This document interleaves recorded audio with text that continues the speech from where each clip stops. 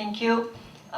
Dr. Leon, Mr. President, Mr. Loyola, distinguished member of the trustee, my colleagues, faculty, and leadership of the university, CETIS universities, students, thank you very much for the invitation.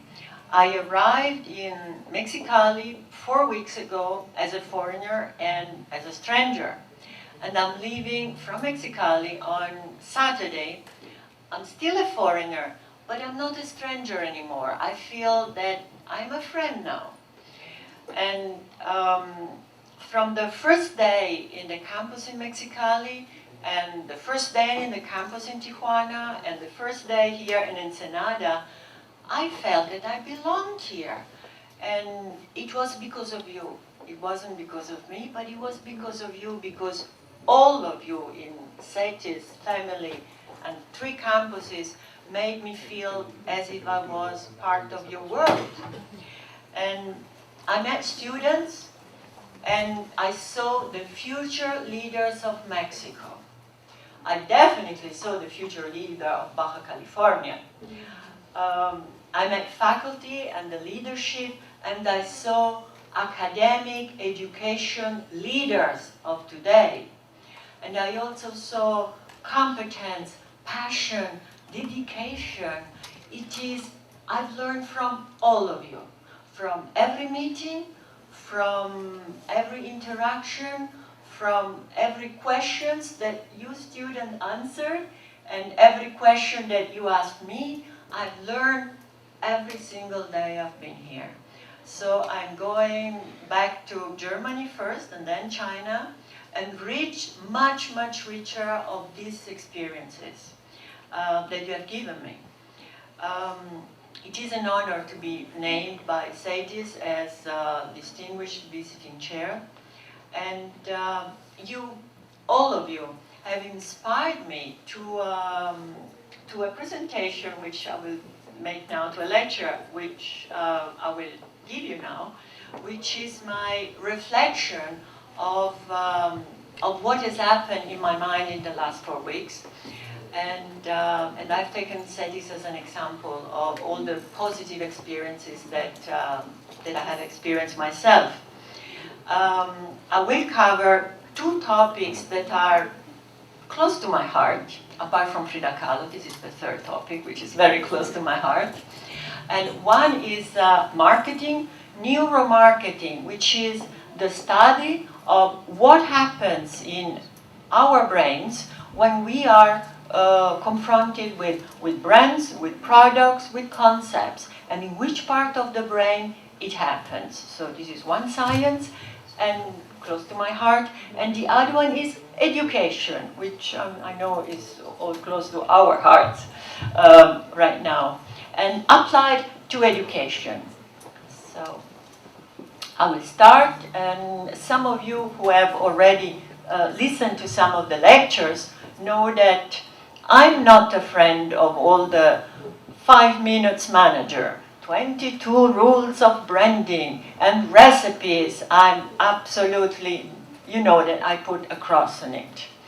Because let's talk about what is really, really important for all of us, independently from what we are doing, is being happy, like this little girl from Shangri-La in China. And so, I don't want to know the answer, but I'm asking you, how many happy, really happy moments do you remember in the last 6 months of your life? Don't tell me, just for you. And I've done my homework, some of you know already. My memories, my happiest memories, starting from 4 until age of 24, which was last year. You're not supposed to laugh. My happiest memories, and if a company that would want me to be a customer, if they would know my context of happy moments, they would be able to package for me the total happy experience. because they would be aware of this, and maybe the total happy experience would be a combination of happy moments I've had in my life, which is a BMW motorbike with a boyfriend when I was young, wearing a perfume and going sailing. Now, the same, and great companies are able to do that. The same applies in education. And then it is our job, and then I've seen it happening here. How could it look like in education? The great happiness experience, attending class, active participation, because this is how we are all learning, if we are part of it, if we belong together.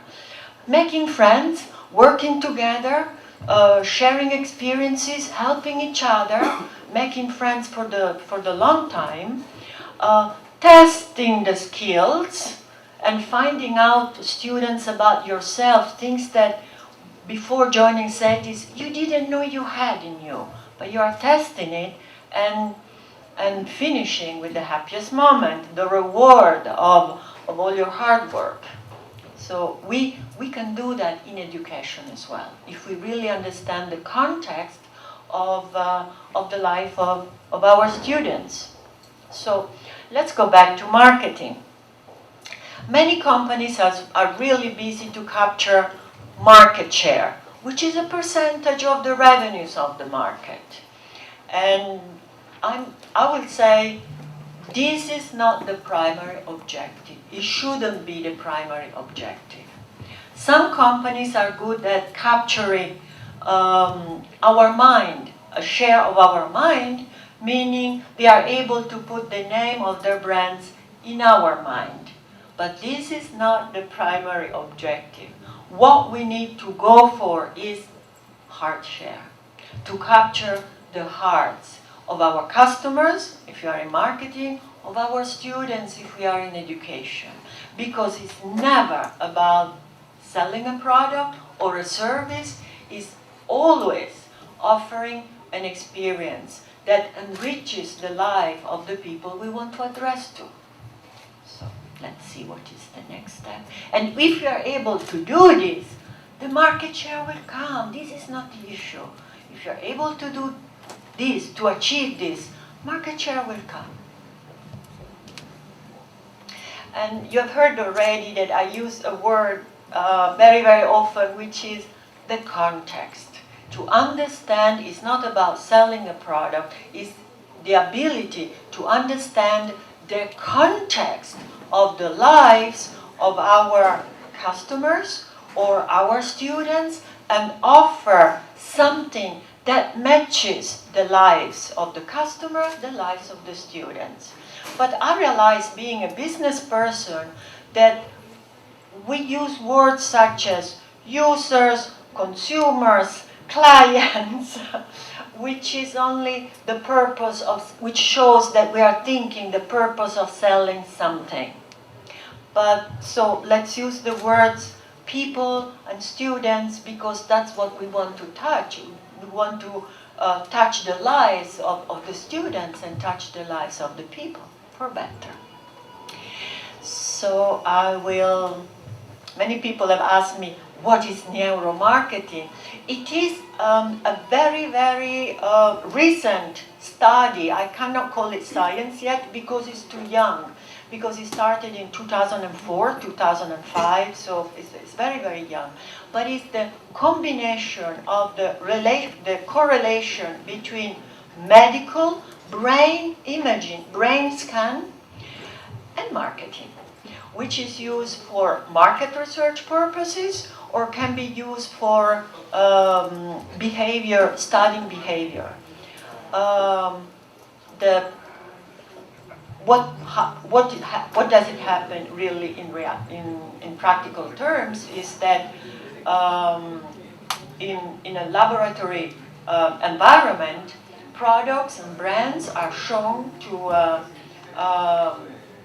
people, and at the same time there is or articles to read, and at the same time there is a brain scan, so that one can follow afterwards what activity happened in the brain and where when certain products were shown, or maybe there was no activity at all. And this is an example of an actual brain scan, and one can see that there is this section, which I will show you in a moment more in detail, which is the computer center in our brain. It's the cortex. It works like a computer. It's slow because it needs to make calculations before making a decision. But it's very good at numbers. It's like an Excel spreadsheet. And here, this section here is where emotions are managed and guided. And this is very fast. It gives a feeling of being loved, a feeling of being protected. And according to what images are going to be shown and where the activity is, we can draw conclusions. And it all started from a test made by Coca-Cola and Pepsi-Cola. And this is the actual test when people were shown Coca-Cola, there was activity in the brain, in the emotional part of the brain. When Pepsi-Cola was shown, there was no activity. So that it means that Coca-Cola managed to make this connection, this correlation, and anchor. It's like a boat. Anchor their messages is beyond the product. Is the feelings and the emotions in the part of the brain that really is loyal, that is long term, and that it manages our emotions. More in detail and less medical. Okay, these are the three parts of the brain: the cortex, the limbic system, and so-called the primitive brain. The cortex, as I just said before, is the computer center. It works like a binary system. Buy, don't buy. Go, don't go. Yes, no. It calculates numbers, is there to make decisions.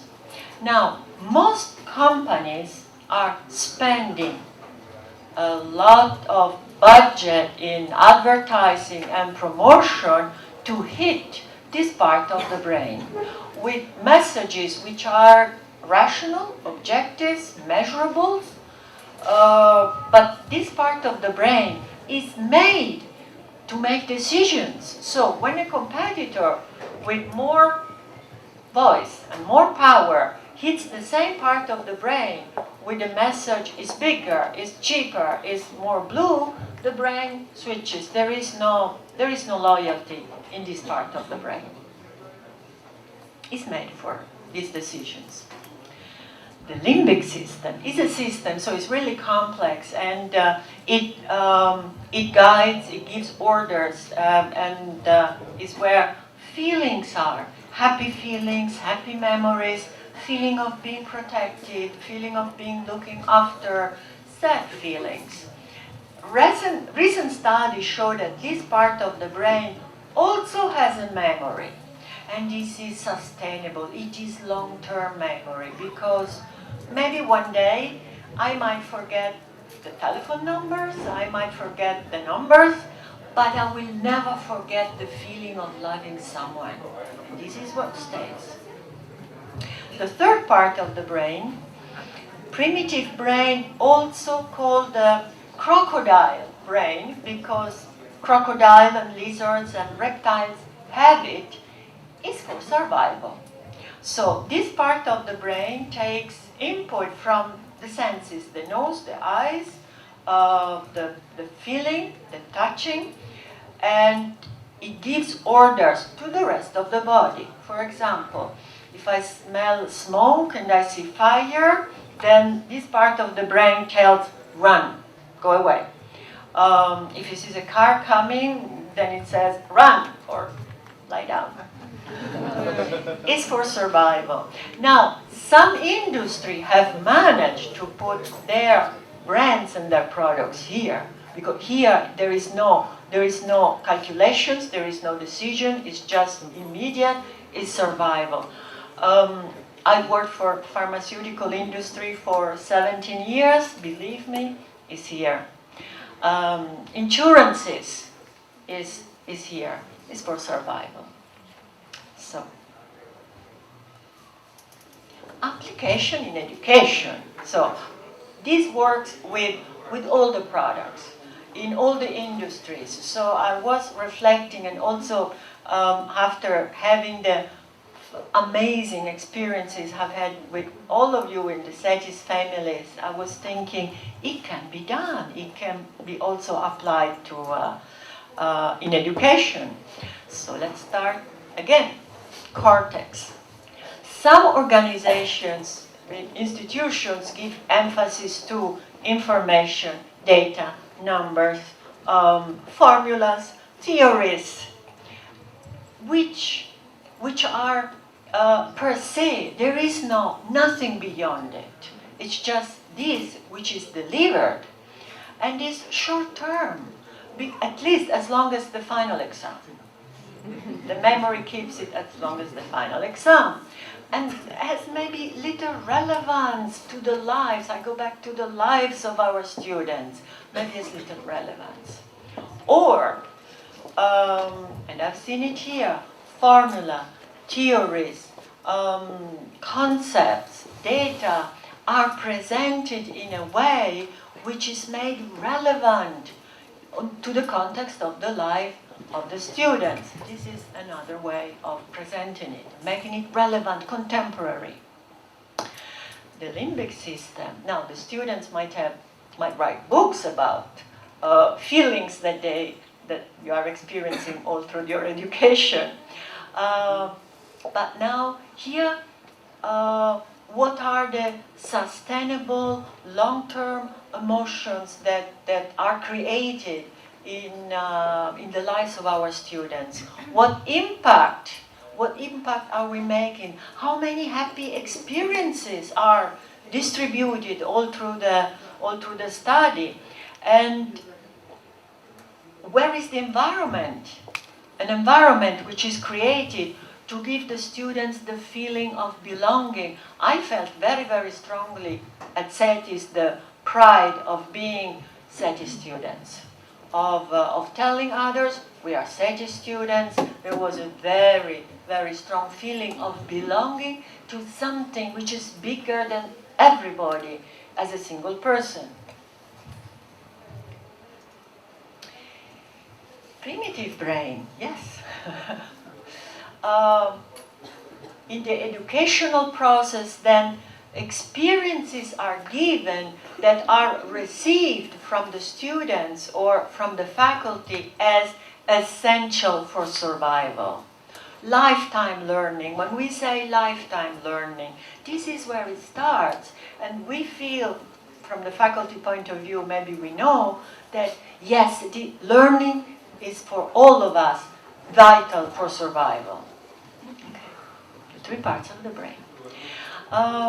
When we talk about creating an experience, let's go back to someone, to a company that is the benchmark of how to create an experience. It's not about coffee, it's the experience. And once they asked Howard Schultz, the founder of Starbucks, of all the things that Starbucks has done, if you would select one that was the most important, what would you choose? And that was his answer. It's not one, it's not the easy job of doing one, it's everything matters. Every single thing matters. Starbucks. And so should be in every aspect, in every organization. Now, I'm showing this not because I want you to read it, because it's impossible. But this is the Starbucks experience map, but I'm showing this to show you how complex Starbucks has designed it and how detailed Starbucks has designed it to sell coffee? No, to give the experience. So I'm going to break it down for you just to show the complexity. And it has 3 points as they break it down. One is breaking down from the customer point of view, from not entering the coffee shop, but already from the office deciding and discussing with some colleagues, we need to discuss this project, where do we do it? So is the Starbucks experience a start from their own offices, for example. Then in the car, walk in, and all the points, very much detailed, and you saw the part down are all the touch points. I'm going to talk about touch points in a second, what it is, but you saw Starbucks described in every single second in the life of their customers what is going to happen. So this is the first one, the process from the eyes of the customer. Then there is a baseline experience, which is between this and this, which is everything that Starbucks is offering. But from here and here, many other coffee shops can copy it. This is why Starbucks says this is the baseline, because what they are going to offer is this and above. That's what makes the difference. And above, they call it enhanced experience. And I gave you some examples, being Starbucks customer. It's nothing new, it's the smell, at what point it happens, the politeness, the tasty drink, the information from the barista, and every single point. So you saw the chart before, extremely complex. So, a few years ago, I had prepared the same from a student point of view, and developing in a different way, but it's the basic process. The student experience, taking China as an example, 4 months for evaluation decision between different universities before choosing one.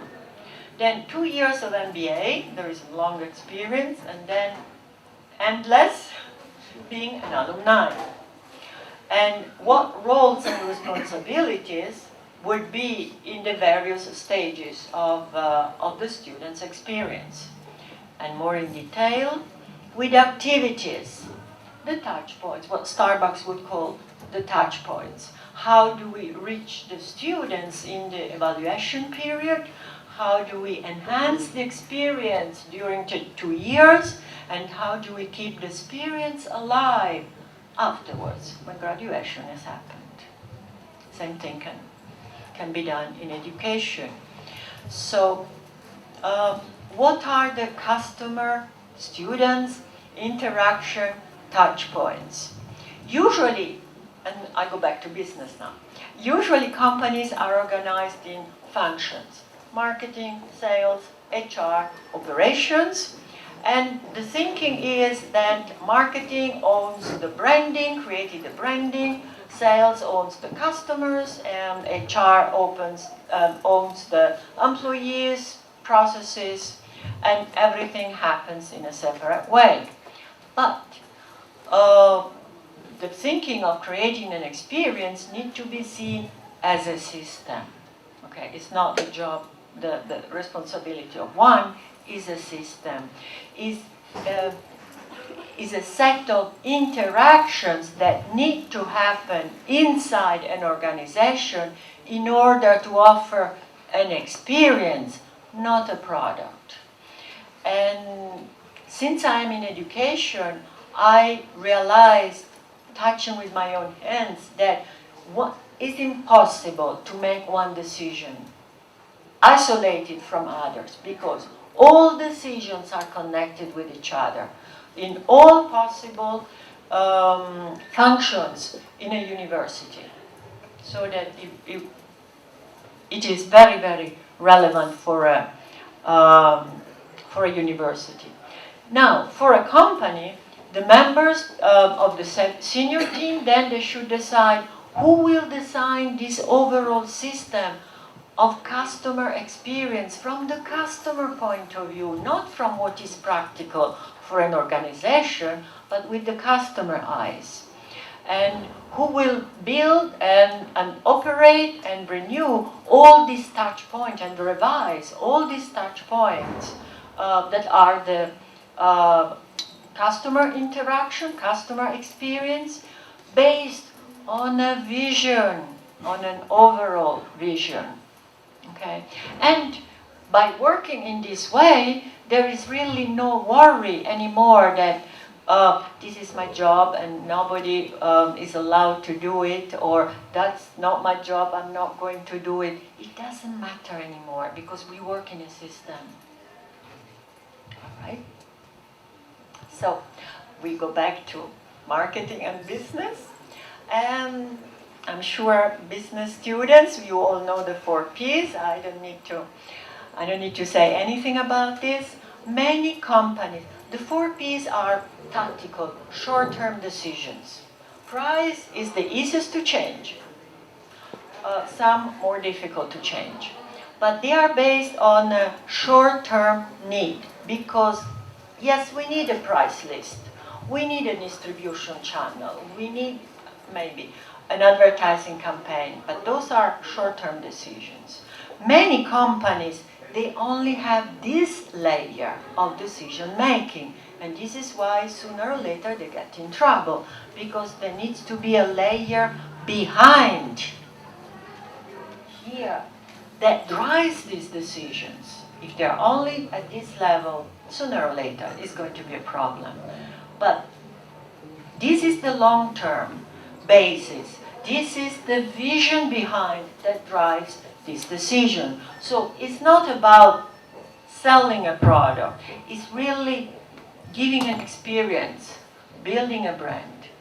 It's not about having a price. It's understanding the customer total cost and offering a solution that addresses the customer total cost problems. Is not a distribution channel, is a supply chain management. Is really understanding who controls the supply chain and developing strategies. And it's not an advertising campaign, it's giving the feeling that I've had the last 4 weeks of belonging somewhere, which is much, much stronger than any advertising campaign. So, if I take this concept, again, back to education, applied it to education, and then here we find, again, the 3 parts of the brain, because it's all connected.